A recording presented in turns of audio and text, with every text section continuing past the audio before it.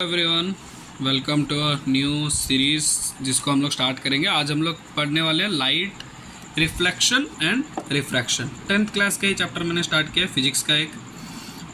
हम लोग का केमिस्ट्री का लेक्चर कंप्लीट हो चुका है। मैंने एक प्लेलिस्ट बना चुका है, एक बेसिक का मैंने बनाया है और मैंने केमिस्ट्री का फर्स्ट चैप्टर ख़त्म कर दिया, chemical reaction and it's equation, class 10th का। होप आप सबने वो वीडियो देख लिया तो थैंक यू। हाँ, मैंने कल कम्युनिटी पोस्ट में एक पोस्ट किया हुआ है जिसमें कुछ 13 to 14 क्वेश्चन है जो मोस्ट इम्पोर्टेंट है।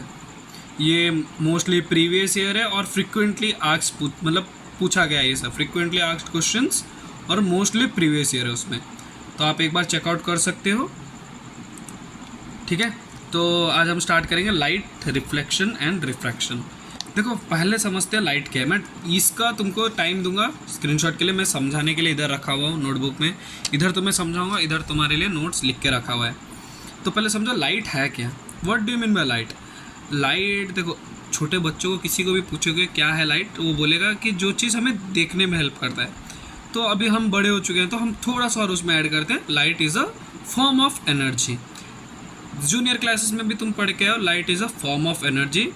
और वो हमें किस चीज़ के लिए हेल्प करता है, कोई चीज़ को देखने के लिए। कोई भी चीज़, इररेस्पेक्टिव एनीथिंग जो तुम देख सकते हो। यहाँ तक तुम मेरा वीडियो देख रहे हो, तुम फ़ोन देख रहे हो, रील स्क्रॉल कर रहे हो, एनीथिंग, वो सब के लिए तुम्हारा जो लाइट, बीम ऑफ लाइट या फिर लाइट जो है वो रिस्पॉन्सिबल होता है। अब आते हैं हम लाइट मूव कैसे करता है। लाइट को मूव, देखो लाइट मूव करता है इस तरीके से। ठीक है, दिखाता हूँ। पार्टिकल, लाइट सीधा मूव करता है पार्टिकल टू पार्टिकल। इसको प्रोपागेशन ऑफ लाइट में ये रेक्टिलिनियर मोशन में चलता है। रेक्टिलिनियर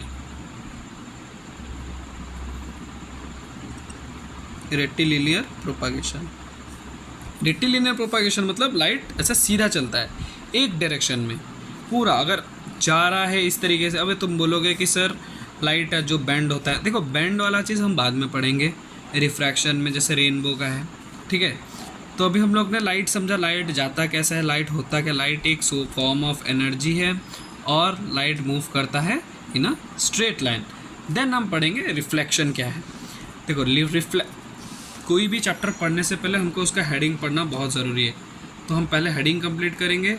हेडिंग में मैं इतना तक तुम्हें कंप्लीट कराऊंगा, क्यों, इसके बाद ये जो रिफ्रैक्शन है ये बेंडिंग ऑफ लाइट है, और लेंस में हम लोग एंटर जब करेंगे रिफ्रैक्शन तब बताऊंगा। अभी रिफ्लेक्शन बताता हूँ। रिफ्लेक्शन मतलब क्या है, वो एक ऐसा प्रोसेस है, ठीक है, वो एक ऐसा प्रोसेस है जिसकी वजह से, सपोज़ ये एक मिरर है, इधर लाइट आया, लाइट का रे सीधा आया, फिर ये बाउंस बैक कर गया, ये बाउंस बैक कर गया। बाउंस बैक जब किया, ये यहाँ से बाउंस बैक किया, ये जो बाउंस बैक होता है ये क्यों होता है, ड्यू टू रिफ्लेक्शन। तो इसको हम लोग क्या बोल सकते हैं, when a ray of light bounce back after hitting a smooth surface और पॉलिश्ड सरफेस, हम उस फेनोमेनन को बोलते हैं रिफ्लेक्शन। इतना क्लियर हुआ। बाउंस बैक होगा एक स्मूथ या फिर पॉलिश्ड सरफेस से, देन हम उसको रिफ्लेक्शन बोलेंगे। देखो, लॉ ऑफ रिफ्लेक्शन अभी बताता हूँ। तो कोई चीज़ होने के लिए उसके पास कुछ ना कुछ खुद का लॉ होगा, खुद का कुछ ना कुछ लॉ होगा। ठीक है, लॉ ऑफ रिफ्लेक्शन में क्या है, ये है इंसिडेंट रे, लाइट इधर से आया लाइट इधर से आया, ये है प्लेन, ये प्लेन है, प्लेन मतलब कोई भी सरफेस। लाइट यहाँ से आता है, यहाँ हिट किया, यहाँ पे एक इमेजिनरी परपेंडिकुलर लाइन बनता है जिसको हम नॉर्मल बोलते हैं, नॉर्मल। ठीक है, ये इंसिडेंट रे, रिफ्लेक्टेड रे,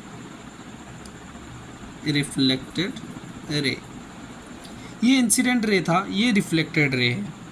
इतना समझे, ये normal, incident ray, reflected ray तीनों एक पॉइंट में आएंगे और एक ही प्लेन में आएंगे। When an incident ray, normal and reflected ray lie in a same point, same point में आ रहा है, देखो same point and a same plane, then वो हमारा लॉ ऑफ रिफ्लेक्शन का फर्स्ट लॉ ऑफ रिफ्लेक्शन है।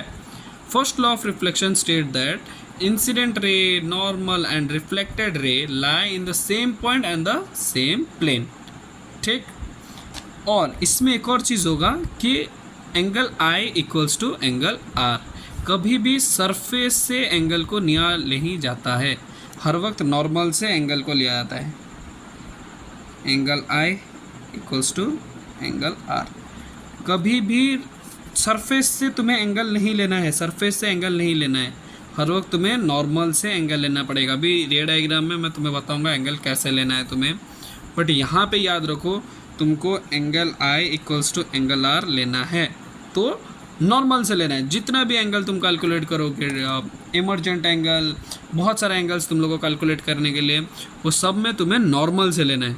मतलब अभी लॉ ऑफ रिफ्लेक्शन को बताने के लिए मैं बोलूँगा तो बताओगे law of reflection states that when incident ray, normal and reflected ray lie in the same point and same plane, ये है फर्स्ट।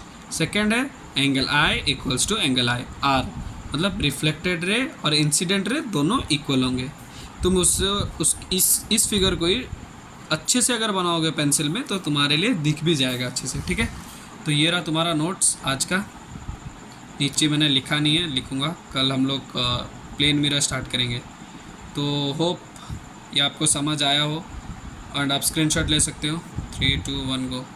कल मैं ये प्लेन मिरर से स्टार्ट कर रहा हूँ। कल हम लोग मिरर को इंट्रोड्यूस कर जाएंगे, प्लेन मिरर, स्पेरिकल मिरर। कल प्लेन मिरर होगा, परसों शायद से स्पेरिकल मिरर हो जाएगा। तो अगर तुमको ये यूज़फुल लग रहा है तो लाइक, शेयर एंड सब्सक्राइब। ठीक है, चलो मिलते हैं कल सेम टाइम, या फिर कोई भी टाइम में तुम देख लेना, मेरा कोई टाइम फिक्स नहीं हो रहा है। ठीक है, तो तुम एडजस्ट कर लेना। चलो bye, take care, see you.